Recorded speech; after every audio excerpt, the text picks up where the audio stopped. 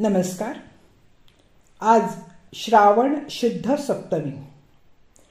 आज आपण कान्होपात्रांचा एक अभंग पाहणार आहोत. नको देवराया अंत आता पाहू, प्राण हा सर्वथा जाऊ पाही. हरिणीचे पाडस व्याघ्रे धरी येले, मज लागी जाहले तैसे देवा. तुझवी न ठाव न दिसे त्रिभुवनी, धावे हो जननी विठाबाई. मोकलोनी आस जाहले मी उदास, घेई कान्होपात्रेस हृदयात. भक्ती मार्गाच्या वाटेवर अनेक थोर संतांबरोबरच वेद मार्गाने अव्हेलेल्या स्त्री शूद्राची ये जा चालू होती. शूद्र चोखोबा, बंका, राका याबरोबरच समाजाच्या भ्रष्ट थरातील एका स्त्रीनेही विठ्ठलाची उत्कट भक्ती करून आपले स्थान निर्माण केले होते. ती स्त्री वेश्या होती, गणिका होती. चोखोबाची जात जशी त्यांच्या आध्यात्मिक उन्नतीला नडली नाही, तसा स्त्रीचा धंदाही आड आला नाही. हे कान्होपात्रा या वेश्याकन्येच्या उदाहरणाने लक्षात येते. कान्होपात्रा ज्ञानेश्वरांची समकालीन होती. चोखोबांनी सुद्धा आपल्या अभंगात तिचा उल्लेख केलेला दिसून येतो. काहींच्या मते ती 14व्या शतकातील. काही असो, तिची विठ्ठल भक्ती अगदी उच्च कोटीची होती. वेश्याकन्या असूनही आईचा व्यवसाय न करता विठ्ठलाच्या ओढीने ती भक्ती मार्गाचा स्वीकार करते. ती पंढरीला जाई. मंगळवेढा ते पंढरपूर ही तिची नित्याची वारी असे. तिची विठ्ठल भक्ती इतकी उत्कट होती की भगवंताला विनवते, मला जन्मोजन्मी विठ्ठलाचे चरण दिसावे. म्हणून घाली गर्भवासा कान्होपात्रा म्हणे. पण तिची ही पंढरीची वारी तिला शाप ठरली. पायी चालत जाताना तिच्या सौंदर्याची चर्चा झाली. ती गोष्ट बिदरच्या मुसलमान बादशहाला कळली.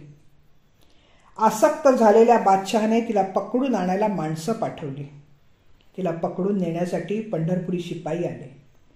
तेव्हा तिने पंढरीनाथाची करुणा भाकली. खल माझ्या पाठीशी लागलेत, तू माझी आई आहेस, तुझ्या साह्याशिवाय मी जगणे शक्यच नाही. ती अगतिक होऊन हात जोडून विठ्ठलाच्या धावा करतीये. धाय मोकळून देवरायाला विनवते की हे विठ्ठला, खरंच तू माझा आता अंत पाहू नकोस. तू लक्ष दिले नाहीस तर माझा हा प्राण माझ्या कुडीला सोडून जाऊ पाहत आहे. देवा, माझी स्थिती एखाद्या क्रूर व्याघाने हरिणीच्या पाडसाला आपल्या पकडीत धरावे अशी झाली आहे. हरिणाचे पाडस जसे असहाय्य स्थितीत असते तशी माझी स्थिती झाली आहे. आता मला तर एका तुझ्याशिवाय या त्रिभुवनामध्ये वाचवणारे दुसरे कोणीही दिसत नाहीये. तेव्हा आई विठाबाई, तू झटकन धावून ये आणि मला वाचव. मी आता उदास झाले आहे. माऊली, तू मला तुझ्या हृदयात जागा दे. मी अगदी आर्तपणे तुला विनवती आहे. कान्होपात्रेवर ती भ्रष्ट, पतित, यातीहीन असतानाही तरुण आणि सुंदर आहे हे जाणून बादशहाने तिची अभिलाषा धरली. पण ती त्याच्या तावडीत सापडली नाही. विजेसारखी ती निसटून गेली. खरोखर विठाई माऊलीने तिची प्रार्थना ऐकली आणि तिला आपल्या हृदयात स्थान दिले. तिची प्राणज्योत मावळली. ती विठाईच्या तत्वात पूर्णतः विलीन झाली. अधम, चांडाळ, दुष्ट, दुराचारी पापी शिपायांच्या हाती ती जिवंतपणी सापडलीच नाही. त्या पाप्यांचा स्पर्श होण्यापूर्वीच तिने देह त्याग केला होता. परमात्म स्वरूप मिळून गेली होती. हीन जातीची म्हणून दुःखाने ग्रस्त असलेली कान्होपात्रा तारुण्य आणि सौंदर्यामुळे अमानुष आक्रमणाला बळी पडणार होती.